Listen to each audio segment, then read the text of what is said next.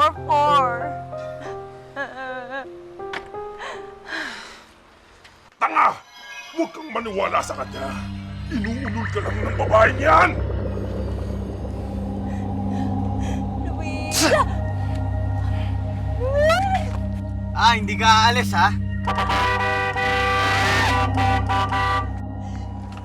Nangiya ka, Luis! Nasakasama mo pa ako! Paatros ka pala eh! Aling Oceana?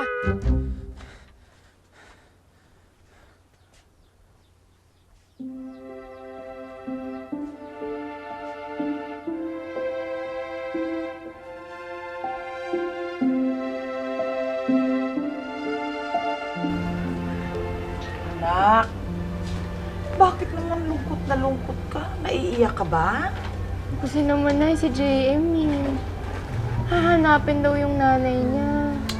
Ako naman, huwag ka ngang mag-alala. Kung yung kaligtasan ng kanyang ina ang dahilan, eh hindi siya pababayaan ng Diyos. Kaya, huwag kang mag-alala. Ano, talaga bang mahal mo siya? O yun naman pala eh. Huwag kang mag-alala. At saka siya kayang-kaya kanyang buhayin kasi mayaman siya. Marami siyang pera. Grabe ko naman, Nay. Hindi naman po porket mayaman siya, kaya ako siya mahal eh. Ikaw naman na heart ka kaagad eh. Nagbibiro lang naman ng nanay sa puso eh.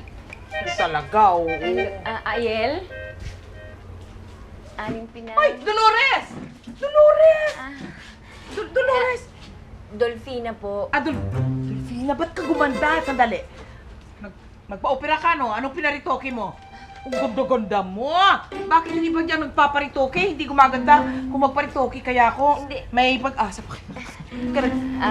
Nagpunta lang po ako dito kasi gusto ko po sanang humingi ng tulong sa inyo. Ay, teka, nasan si Kuya Shokwe tsaka si Kuya Felipe? Bakit nag-isa ka lang? Ayun na nga eh. Kaya nga makikiusap sana ako. Baka pwedeng dito muna ako tumira pansamantala. Ay, hindi problema yan. Sus, welcome ka talaga rito. naman. Welcome Opo. ka rito. Ay, naku, alam mo ang mga bilihin ngayon. Taas ng taas ang gasolina, kaya apektado siyempre ang mga bilihin. Ang mamahal na, ang hirap ng makakain ngayon. Kaya, Ito po. Ay, Ate Delfina, wag na. Okay lang na. hoy, ako ang dapat tumanggi, hindi ako tumatanggi. Yes. Tunay ito. Mahal Nasang buhangin. po, mahal po yan kasi... Tunay nga. Ako, dito ka titira, ha? sige, sige. Ako, may bibenta natin ito. Bakit ba kailangan sundan mo ang lalaking yon? Alam mo naman na kamuntik ng mapahamak ang buhay natin dahil sa mag-inang yun eh. Papa, wala namang kasalanan to si Luis Inigo. Naniniwala ako na hindi niya alam kung ano yung ginagawa niya. Ano bang hindi? Papa, alam mo sa tingin ko, may kinalaman doon yung singsing ni Madam Sadama. Yun ang dahilan kung bakit nag-iba at sumama ugali ni Luis Inigo. Ano ba ito? Ikaw na bata ka kung ano-ano yung pinag-iisip mo eh. Marie, sabihin mo nga sa akin talaga ang totoo. Bakit ba concerned ka dyan sa lalaking yan? Bakit?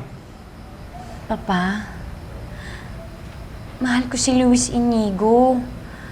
Dahil noong pa lang nakatulong ako dito sa mansyon, ang bait-bait niya sa akin, kaya gumaang ang loob ko sa kanya. Papa, huwag kayong magalit ha. Hindi talaga siya yun. Mahal ko si Luis Inigo. Mukhang nag-iisa ka. Pwede tumibol? Ikaw eh.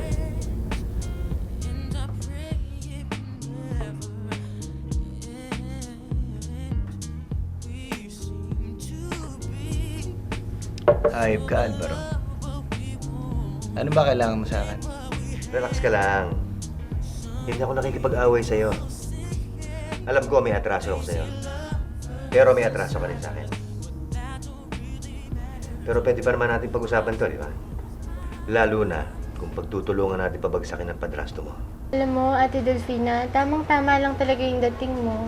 At least ngayon, di ba, meron na akong mahihingahan ng mga nararamdaman ko.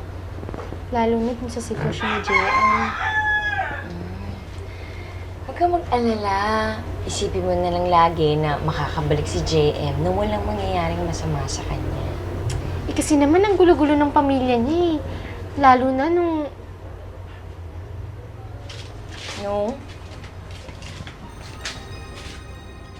Diyos ko! Ba't ngayon ko lang napuna? Bakit? Bakit ngayon ko lang nakita yung pagkakahawig mo dun sa ibang kapatid ni JM sa ama niya? Alam mo kasi, nabanggit sa akin ni JM na nakwento daw sa kanya yung tatay niya na mayroon siyang ibang kapatid na nawawala. Na triplets.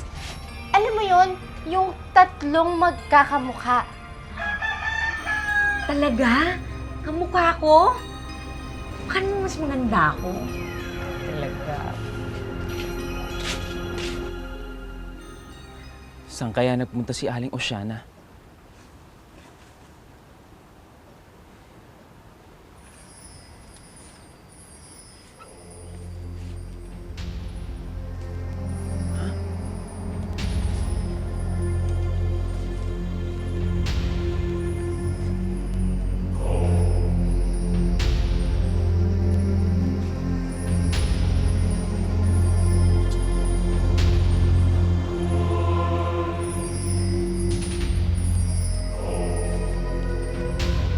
Karangkula.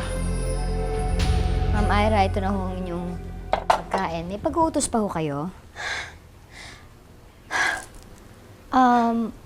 Ma'am, baka gusto niyo ho na masahihin ko kayo. Marunong ho ako magbasa. Excuse me, ayoko. Alam ko namang inuuto mo lang ako, okay? Ate Gosh. naman ito. Tara, can I ask you something? Sige ho. Why are you mad that Marie girl ba? Why? Did she maltreatment you? Minaltrato ka ba niya? Alam niyo, actually, ma'am, hindi eh. Hindi naman. Kaya lang, meron kasing nang atraso sa akin na isang sirena. Yung sirena, naku, kamukhang kamukha niya. Sirena? Kamukha niya? So, if Marie looks like me and Marie looks alike Sirena, then the Sirena looks alike Marie, not me. Because, yak yun, ano? Ayoko maging mukhang Sirena, no? Malansat, mabaho. Teka, ma'am. Oo nga, no, Ma'am Ira. Kasi magkamukha rin kayo eh. Hindi nga kaya kapatid niyo rin yun? Yak! Ayoko! Ayoko! That cannot be! Kasi ayoko magkaroon ng kamukhang sapsap. Magsisilang ang mahal na reyna ng tatlong sanggol. Ang isa'y magiging sirena, ang dalawa'y magiging tao. Magkakaroon ng balat ang tatlo. Ang isa'y sa may gawing likod, ang isa'y sa hita, at ang sirena'y sa gawing buntot.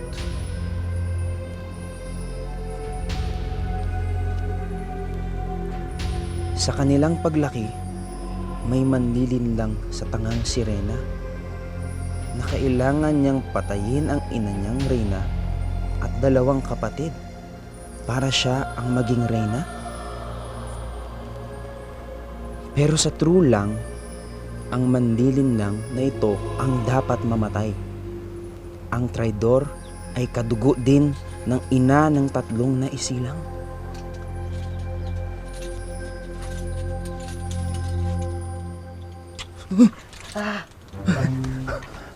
Shoko, ikaw pala. Akala ko kung sino na. Ginulat mo ko, ikaw talaga, oh. Hindi, Felipe. Kailangan ko talaga magpunta dito kasi kailangan ko kunin ng karangkula. At ikaw, you are in a delicate situation dahil anytime pwede susugod dito si Aruana. Kailangan na natin umalis. Halika na. Shoko. Let's go. Mahal kita. Di ako nababagay sa'yo. Si Gabriel ang makakapagbigay ng mga kakulangan ko. Patawad, Agilus. Oh, anong kasalanan ko sa iyo, Agilus? Bakit mo ako ginaganito?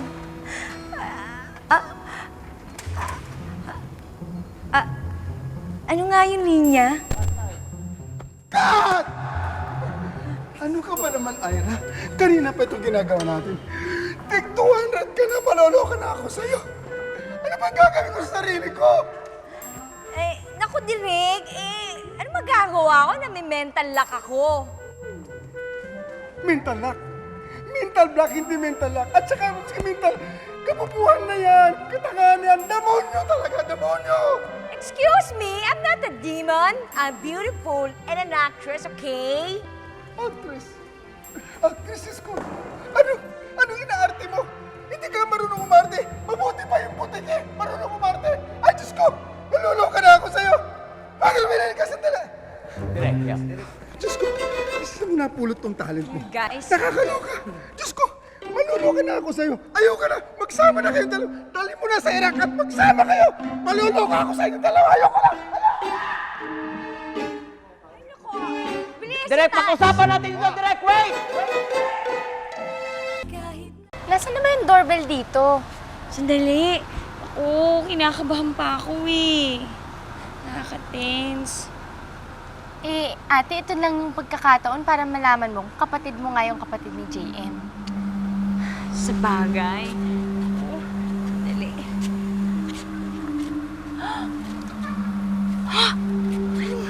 Anong ginagawa ng decoy na yon?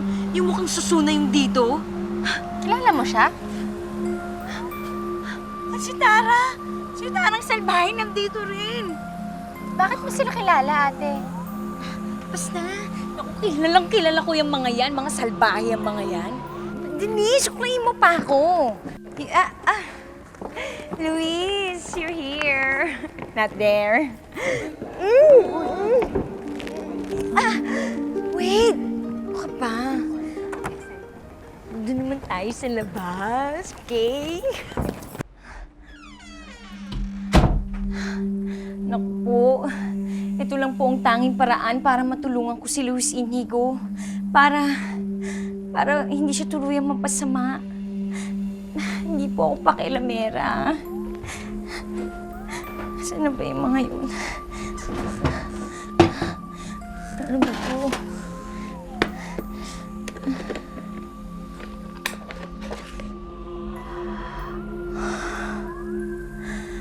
My secret diary.